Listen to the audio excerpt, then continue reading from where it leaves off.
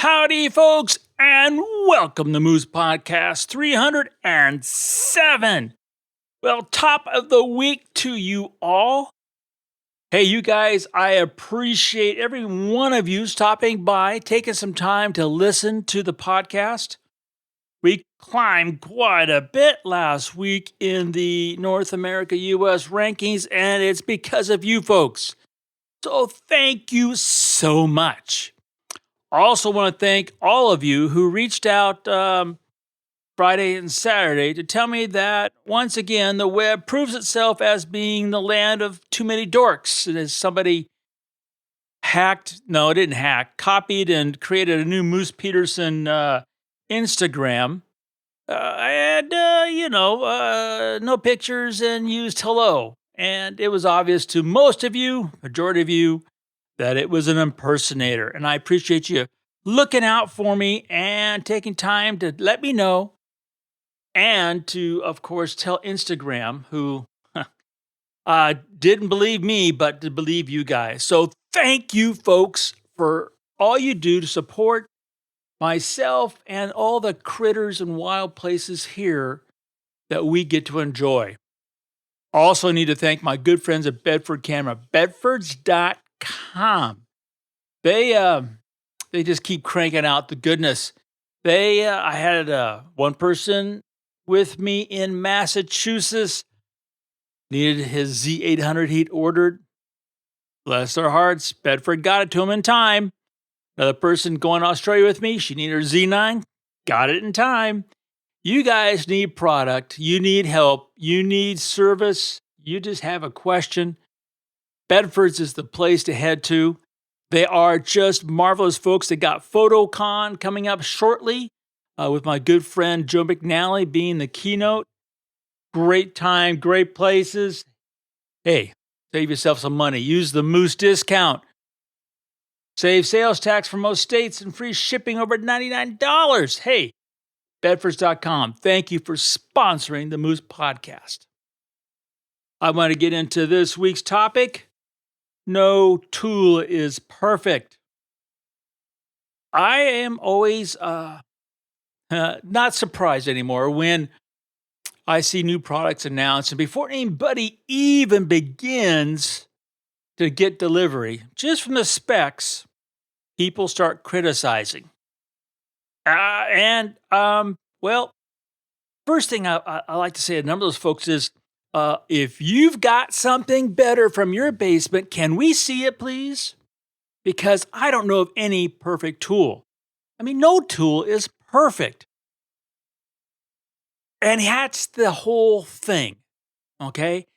If any of us, especially me, were to have the perfect tool put in my hands, would I know it? I mean, let's be honest here.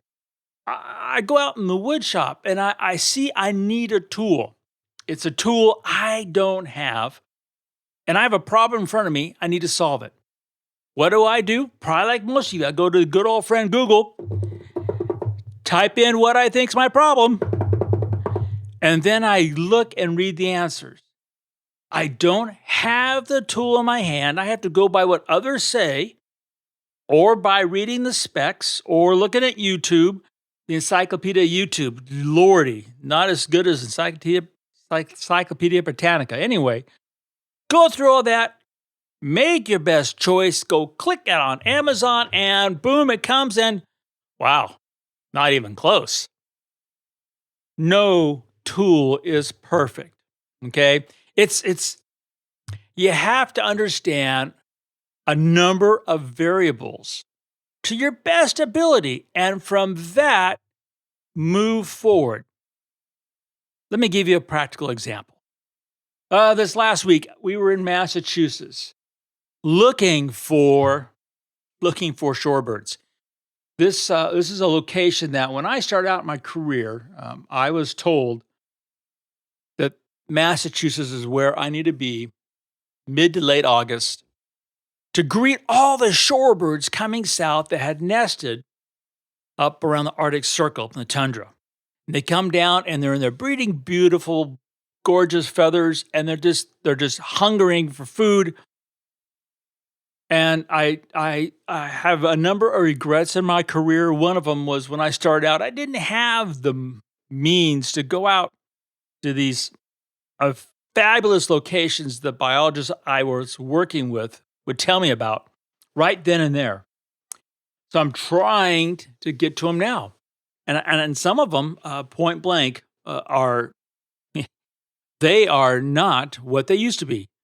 Now, it's not climate change. Okay, I know that's an umbrella that every problem that happens in the world seems to get put under, but no, this is point old habitat destruction, which is, as far as I'm concerned, even more more of a detriment to our critters than climate change. Because when you wipe out a home, that's it.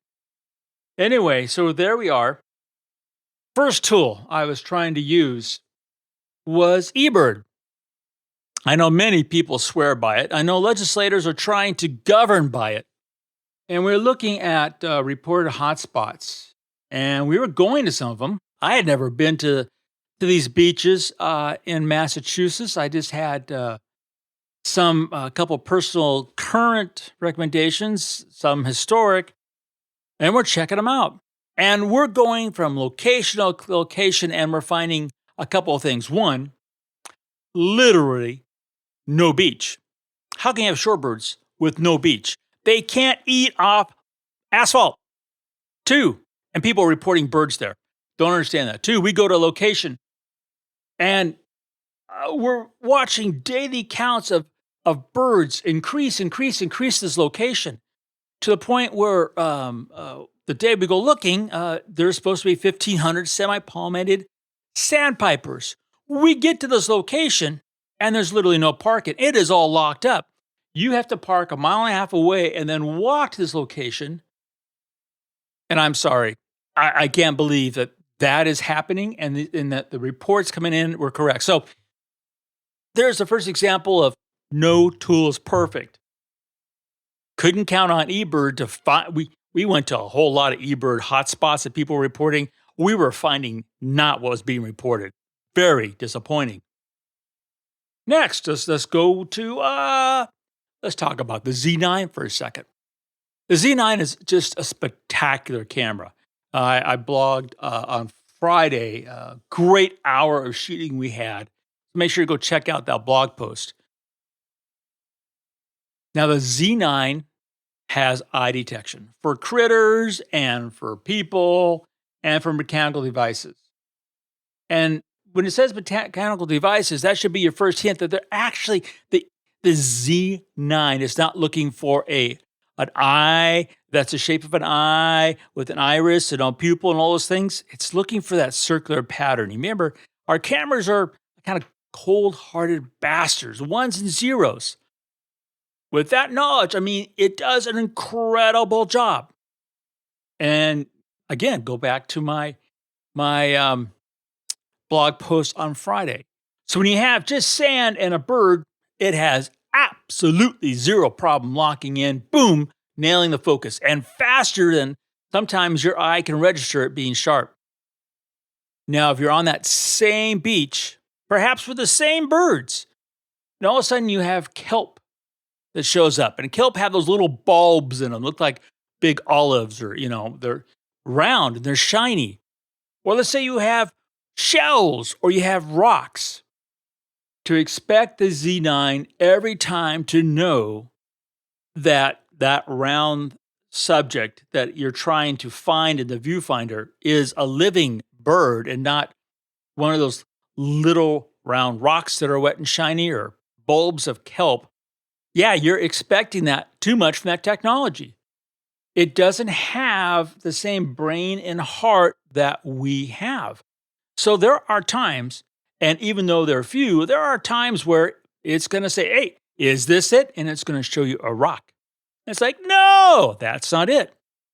You are in charge. And you've got to remember that no tool is perfect. Now, the examples can go on and on and on and on and on and on and on. But I want to talk about the one tool that's really critical to us photographers, one that I talk about all the time. And that's us, the photographer. We're not perfect either. And just as I am really, really emphasizing that you have to think through the tools in your hand, the software, the camera, the app, all those things, and understand that it's not perfect, you have to understand that about yourself as a photographer. And just as you give those tools a break, you understand the limitations, you have to do the same for yourself. I read a quote. God, I wish I should have wrote it down. I knew should have made it. Anyway, the bottom line was it said something to the effect of confidence comes from not knowing all the right answers. Confidence comes from understanding your failures. And I was like, yeah, that's brilliant. That's true. Because nobody has all the right answers because the tool is not perfect. Okay.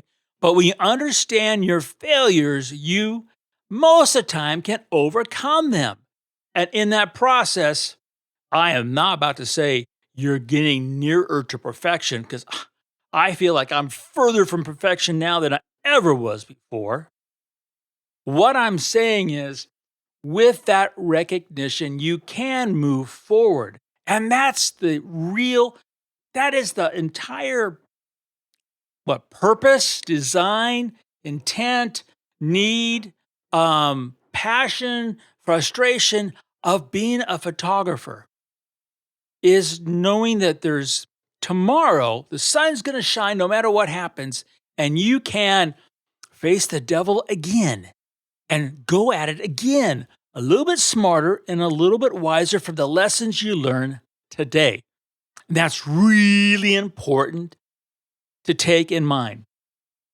We had a number of conversations as we drove and drove and drove around and drove trying to find birds last week. And one of the important ones was a thing called flexibility. And anything that is not flexible, if anything pushes against it, at some point it's going to snap and break.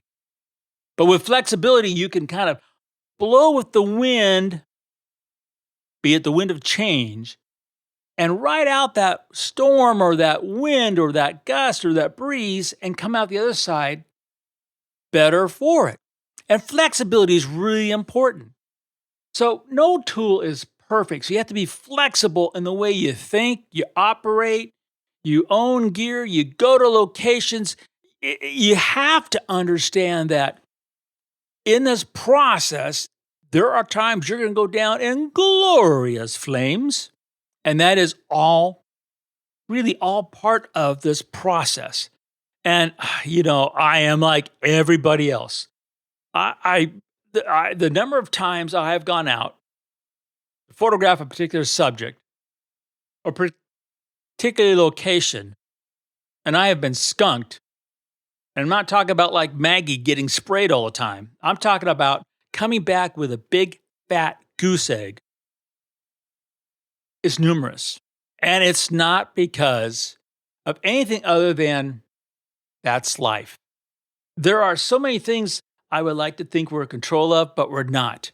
There was an article that came out over the weekend.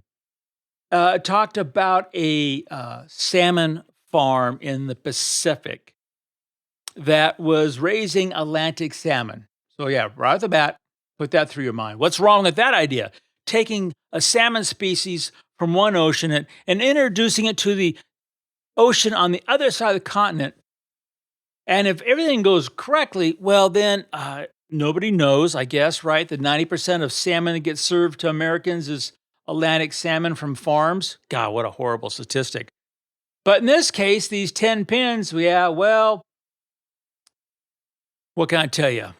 Salmon got loose. So Atlantic salmon are in the Pacific Ocean. What does that do to what? The Pacific salmon run? Don't know, right? But, we have to sit there and think about all the things we do as photographers. Consequences could be part of it. We have to be flexible and flexible in every possible way, flexible to new technologies being better than old technologies, to being taught things from young people or really old people, to listen to wisdom that perhaps at the time didn't seem wise, to being the fact that we might be skunked or it just takes an hour out of an entire week to understand that the secret of life is enjoying the passage of time. It's part of life. It is part of any creative career. It is what content creators are all about. You got to understand that no tool is perfect, which includes us, the photographers. And with that knowledge comes strength, and from that we can move forward. And that's what it's all about. So, once again, I'm asking you to give yourself a break. Share your photographs. Understand that they are not perfect. Some people will find stupid things wrong with them. The right person's going to give you that one word that's going to say, you're going to say, that is it. And you're going to move forward and you'll be a better photographer tomorrow. That is the one thing we can all rely on. It's coming to the end of August. My Hummers have all gone south already. I am heartbroken by that.